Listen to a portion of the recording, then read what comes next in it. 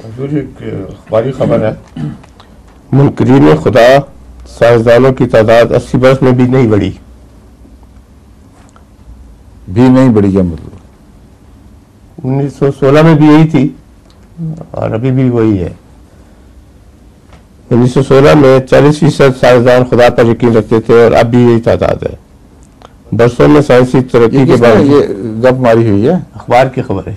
अखबार में बहुत झूठ छपता है। अब मान लेते हैं सारी बातें। आपसे पूछ रहे हैं, एक से ये पूछा बाकी खबरों का क्या बनेगा जो आप मान गए हैं। अक्सर गप्पें, झूठ, आदि खबरें, मीम खबरें, ये सब फ्रॉड है। जो साइंसी तहकीक है वो ये है कि इस सदी के आगाज में कोई शायद ही कोई चोटी का साइंसदान होगा जो खुदा को पर ईमान रखता हो। और अब इस वक्त तक हम कथित तौर पर कह सकते हैं कि 25% ऐसे हैं जो बड़े खुल के और जुर्रत से खुदा पर ईमान रखते हैं, उसका इजहार करते हैं। ये है तब्दीलियां जो हो रही हैं।